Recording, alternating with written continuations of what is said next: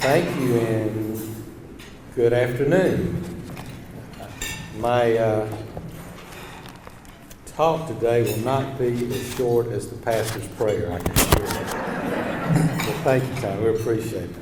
Yes, it is good to see everyone.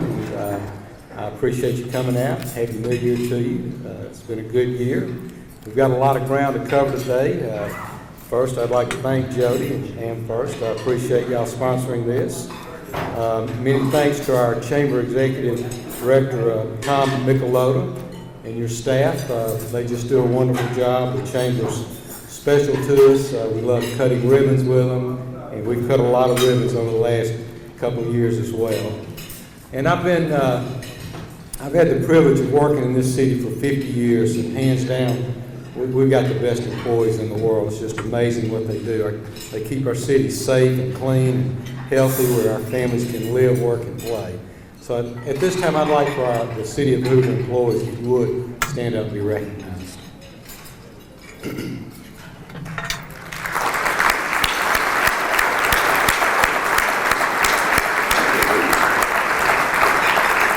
Thank you. Strong leadership is important, and we've had two major changes in leadership. So please welcome our new City Administrator, Ken Grimes, and our new CFO, Jennifer Cornett, if you would stand.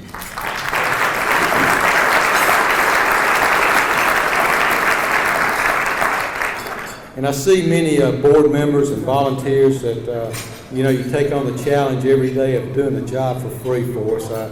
It's just amazing the boards that we have and the quality of individuals that we have serving on those boards. If you serve on the board for the City of Hoover, would you please stand? I know I saw some right over here. Jason LaVoy, I know I saw you. I see a lot. There we go. Good. Thank y'all.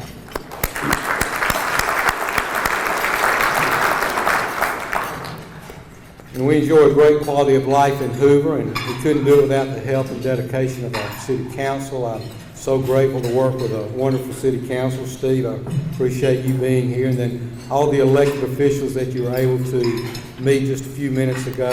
It's just essential that we work closely together to, not only for Hoover, but the metro and the entire state of Alabama.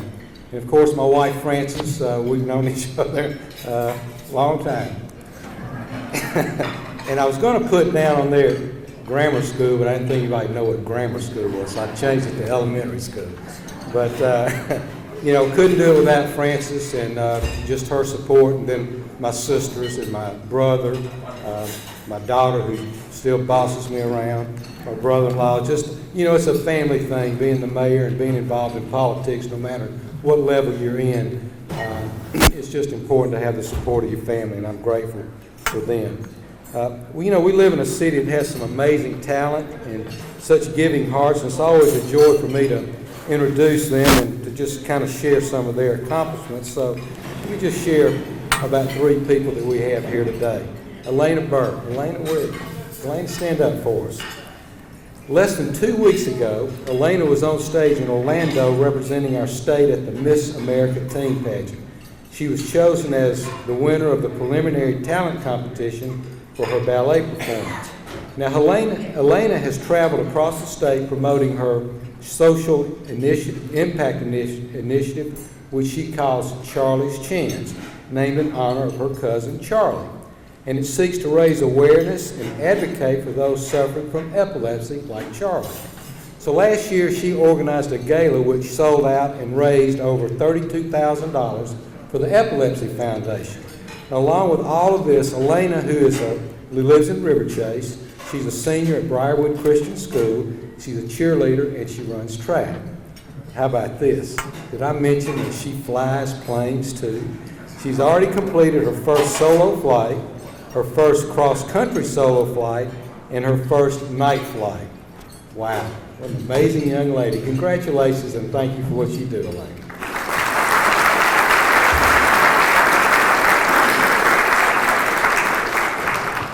Nikki Harvey. Nikki, stand up for us. Wow, Nikki. Last August, Nikki completed an incredible feat. Over the course of 47 days, 1,865 miles, she ran from the border of Mexico through 6 U.S. states to the border of Canada. In the process, she raised more than $10,000 for food banks across Alabama and some Midwestern states that she ran through. Nikki will tell you that in the beginning, when a friend approached her about the idea, she really didn't want to do this. But she changed her mind. However, as with everything, challenges almost stopped her from getting started. She fell ill 4 days before the event started, and she was plagued with constant foot injuries. And get this, the good friend that convinced her to make the journey dropped out. He didn't do it, leaving her to make it all by herself. Well, she persevered and accomplished her goal and said it was the best trip that she ever done, and it really changed her life. I bet it was, Nikki. Your story of dedication, perseverance, and triumph is truly inspiring to all of us. Congratulations on such a spectacular accomplishment.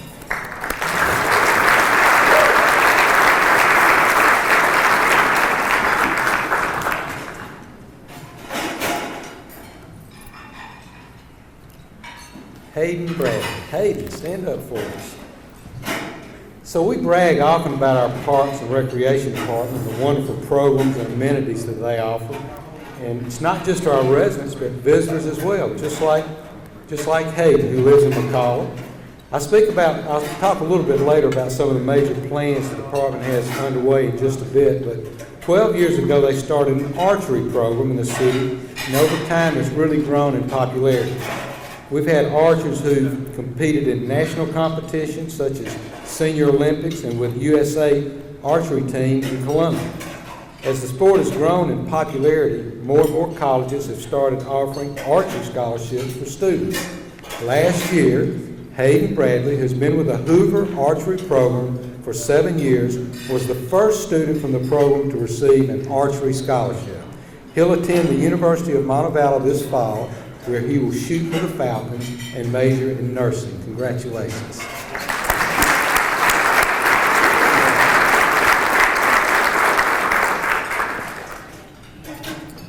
If anyone were to ask what we like about our city, it probably wouldn't be a hard question to answer. But if they were to ask what makes Hoover different, what would your answer be to that question? Well, I believe our city is different in 4 ways. Our livability, our innovation, our diversity, and our perspective. Let's start with livability. Livability is important because it's the standard people use to decide if they want to live in a particular community. It affects their quality of life. It's the foundation upon which everything is built. And we need to constantly raise the bar to attract new residences, businesses, and events. I have 9 grandchildren. One of them is now in college, and many of you have grandchildren or children of the same age. When they complete college or begin their careers, they'll search for a place where they want to live, build their career, and start a family. Our goal is to create an enticing community and welcoming atmosphere that continues to make Hoover an appealing destination. That's why we want to focus on livability. Hoover has always had a strong livability factor, and it continues to do so.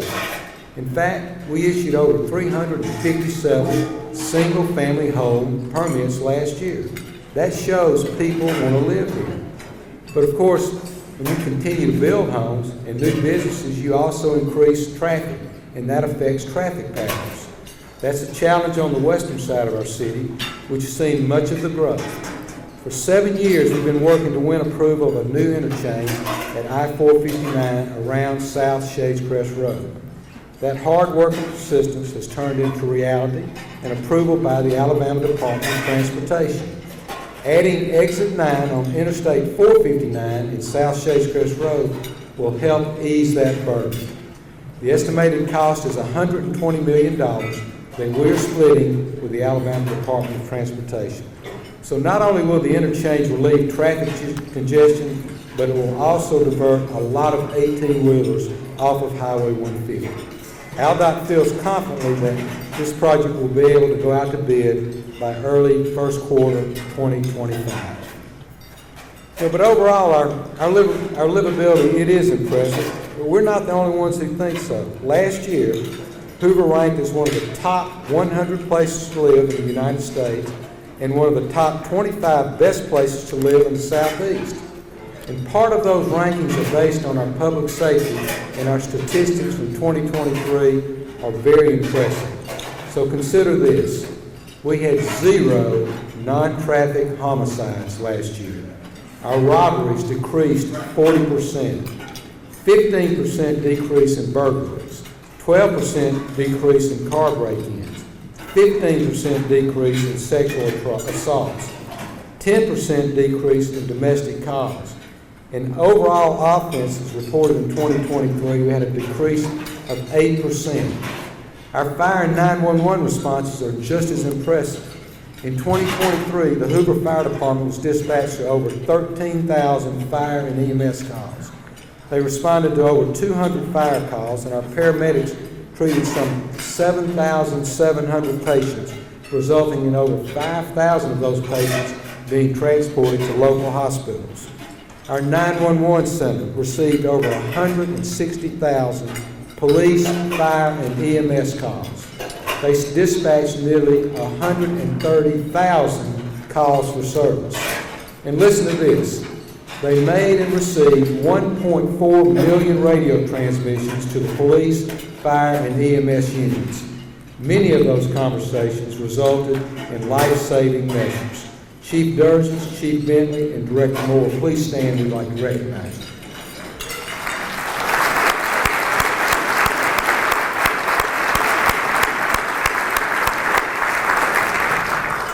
Another key factor in livability is a community that their educational offering.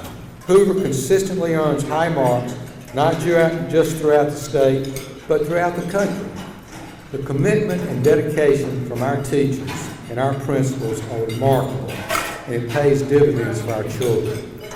Dr. Kevin Maddox, please stand, Dr. Maddox. Thank you so much for being here today. We know you're going to do really wonderful things in the school system. We've had a lot of opportunities to speak, and I appreciate your motivation and coming to Hoover. I think you're going to love it. We look forward to working with you and doing everything we can to make you successful and our school system successful. Thank you very much. And so when it comes to livability, recreation opportunities as well as green spaces rank very, very high. In Hoover, we are proud to offer both. Last year, our city was ranked as the fittest place in Alabama. So it's not hard to stay fit here, considering we've got the Hoover Recreation Center, the Finley Center, the Hoover Mayor, numerous natural assets, including 25 parks in the city, mountain bike trails, Aldridge Gardens, Moss Rock Reserve, and we're continuously working to improve those areas. For example, last year we partnered with the Hoover City Schools and the Hoover Park and Rec Department on a $9 million upgrade that will add new artificial turf on the varsity baseball and softball fields at both Hoover and Spain Park High Schools. Additionally, we're working to add artificial turf at 7 of our ball fields. Work has already begun on Hoover East and Hoover Center. And as the popularity grows with pickleball, we're working to meet the demand of more courts. We again partnered with our school system to create 6 pickleball courts at Simmons Middle School and 8 new courts that are coming online at Veterans Park this March. And as part of that project, a new outdoor fitness court and a new cross-country course opened at Spain Park last year. I want to give a special thanks to Shelby County and Blue Cross Blue Shield of Alabama for their partnership on those projects. Thank you very much. We continue to work on our Park and Public Spaces Comprehensive Plan in tandem with Signature Homes. This public-private partnership will allow us to catalog all of our recreational amenities for the purpose of sharing those with our citizens. The recreational opportunities we have, and we want to be able to market those so our citizens will know exactly what's out there, and it will draw other people to our city as well. A huge element of the plan is building a trail system in our city that can connect our neighborhoods and reorient ourselves to one of our greatest natural assets, and that's the Cahaba River. The Cahaba River, we see increasing its usage in creating blueways and green trails, and it's an opportunity for connectivity with Shelby and Jefferson County. Lastly, we recognize having a strong outdoor recreation system is key to attracting talent.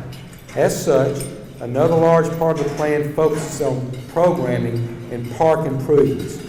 We cannot rest on our laurels, though. We must continue to improve our programs and assets because the population, both young and old, they desire these things. Another way Hoover differentiates itself is through innovation. Innovation in STEM-based jobs represent our city's future. For years, our economy relied heavily on the retail sector, and that remains a key component. But diversifying our economy ensures that jobs are here for our children and our grandchildren for generations to come. We have amazing assets in our area that support entrepreneurship and the growth of technology companies. Look at what's happening in our region with UAB, Southern Research, Jefferson State, the National Computer Forensic Institute, BioCris, BioHorizons, and McLeod Software, just to name a few. Our economic development team is working hard every day to build stronger partnerships with these institutions so that we can garner even more ideas that can lead to more jobs. We're proud to see that our local economy is starting to receive recognition for its diversification and strength. Last year, Innovate Alabama designated Hoover as one of the top 10 cities for innovation.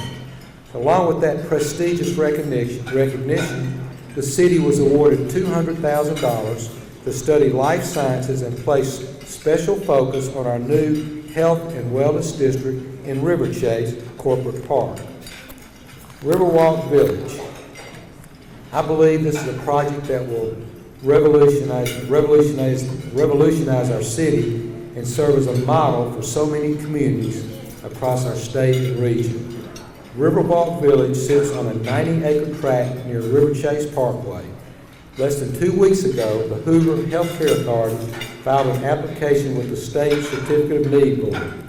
This CON will go towards establishing an ambulatory surgical care center and diagnostic center.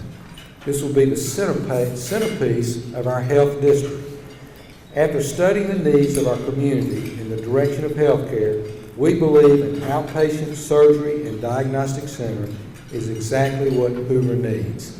It will sit against the scenic backdrop of the Cahaba River, and the overall Riverwalk Village will include medical offices, commercial, retail, and residential units blended into trails and green spaces, making the beauty of Riverchase, or maintaining the beauty of Riverchase.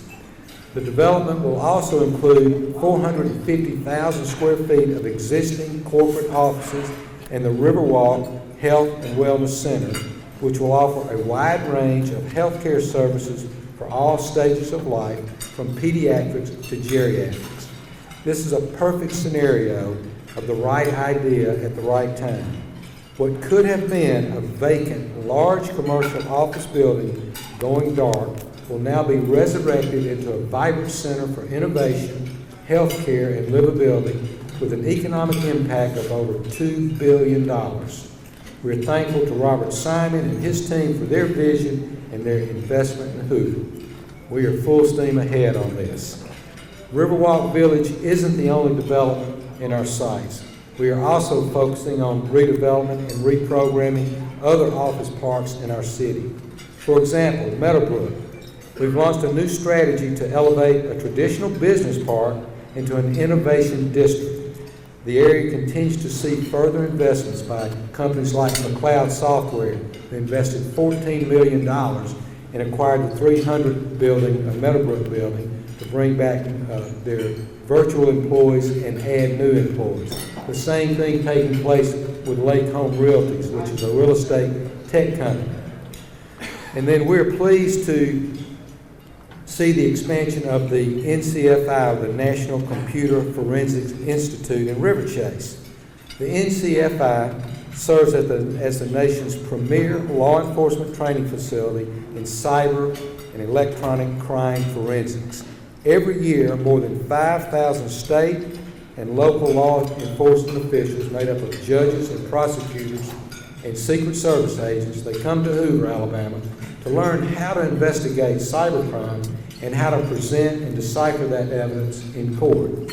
This is a federally funded program in which participants spend 1 to 5 weeks in our city, and here's a breakdown of how much of a boost this pumps into our local economy. More than $3 million in revenue from hotel stays, more than $1.3 million in per diem to cover the cost of food, and close to $1 million for bus transportation for the various students. And there are a lot of cities across the country that wish they could have the NCFI, but I'm thrilled to announce that NCFI isn't going anywhere. Last year, Congress approved $23 million expansion of the program in its current location. Thank you, Congressman Palmer. I know that you had a great deal to do with it, and we appreciate it. This means that the NCFI will go from training 5,000 students a year to serving closer to 10,000 students every year. So it's bad news for the criminals, but good news for our country and great news for our city. So as we look at the broader picture, since I came into office in 2016, over 820 new jobs have been created that carry an average salary of $67,000. Also in that time, we've had 7 large economic development announcements over the past 8 years, resulting in more than $46 million in capital investments from these companies. So innovation is alive and well in the city of Hoover. If we look around, it's not hard to see that innovators and entrepreneurs strive in diversity. And I venture to say that diversity in our city is alive and well. Listen to this. In Hoover, 7,100 residents were born outside of the United States. That's 7,000 out of 92,000, close to 8% of our population. That's like a small city in Alabama, entirely born outside of the U.S. And that's something that far and away differentiates us from many cities around us. Last year, we issued over 960 new business licenses. And what we regularly see are entrepreneurs of minority backgrounds who are taking leaps of faith and opening businesses in Hoover. That speaks volumes about our city and the welcoming attitude. Entrepreneurs recognize that, and it causes them to want to set up shop in Hoover, Alabama. During the year, I get to visit all sorts of organizations and festivals and spend time, and it really reflects the world around us. And if you speak with our school officials, they'll tell you somewhere between 35 and 40 different languages are spoken every day in our classroom. Imagine the education our students get, not just from a textbook, but from friends they sit with at lunch or play with on the soccer field. Our schools are often underappreciated because of the size and the socioeconomic differences. They're often compared to other schools that quite often don't feature the amazing socioeconomic diversity that we have. Still, last year, for the second straight year, Hoover students showed growth in performance on state English, math, and science assessments since COVID. And just last month, it was announced that 15 Hoover schools, 15 out of the 16 schools, had earned an A on the 2023 state report card issued by the Alabama Department of Education. Those are accomplishments and so many more that give us reasons not only to celebrate, but to tout the beautiful diversity of our city. At the start of this new year, as we reflect and celebrate our accomplishments, it's important to grasp a new and different perspective. We often get judged by the people we surround ourselves with, but what I want everyone to understand is that Hoover's a little different than the other cities that you may spend your time in. Hoover's not just another suburb. As I just mentioned, we're different in our diversity. We're different in the size of our school system. We're different in our economic impact on the state. We're different in that we host national events like the SEC baseball tournament and the Regions golf tournament. We're an economic engine with almost 100,000 people living in our city. Our benchmarks should be cities with similar characteristics and demographics. I mentioned livability earlier, but when we think of Hoover, I don't want us to think about our neighbors, but rather our peers. Cities like Franklin, Tennessee, Alpharetta, Georgia, Scottsdale, Arizona, Those are cities that we're looking to model ourselves after. Our economic development team was recently in Alpharetta learning about their newly constructed city center. While we were there, Alpharetta wanted to know all about the Hoover Met complex, and we were happy to tell them about it. The Hoover Met welcomed over 713,000 visitors this past year. These visitors, including participants, shoppers, they contributed to our economy of over $91 million. The Met extended their contract with Perfect Game Baseball last year, a program that generated an estimated $25 million in economic impact. We're working on a $17 million facelift to the Met to keep the stadium fresh. As you know, we've hosted the SEC baseball tournament for 25 years, and we want to be able to continue to host that event for many years to come. So we're working with the SEC to address things they feel will enhance the stadium. All of these facts are great to share about the Met complex, but it's hard to do so and not talk about the surrounding communities that are sprouting up all around. Communities like Knox Square, and a little farther down Highway 150, the Everly community, which features multi-generational housing, walkable retail shops, and restaurants along with playgrounds, recreational amenities, and more, all in one community. East Hoover along Highway 280 continues to see new banks and restaurants and young professionals making their home there. Cahaba Point and Windsor along Highway 280 and 119 with commercial and residential units are scheduled to open up soon. We have several hotels going up in the area, close to the Met and to the Galleria, along with new entertainment and dining options. Our city is booming, and it's setting us apart from our neighbors and positioning us to be a leader among our peer cities. So as I close, it's not enough to talk about these things. We must see ourselves as the leader that we are. A few years ago, I asked our city council to be bold. Not only have they been bold, they have been strategic and wise. I'm grateful to see who we are and where we are. I'm very excited to see where we are going. Thank you very much.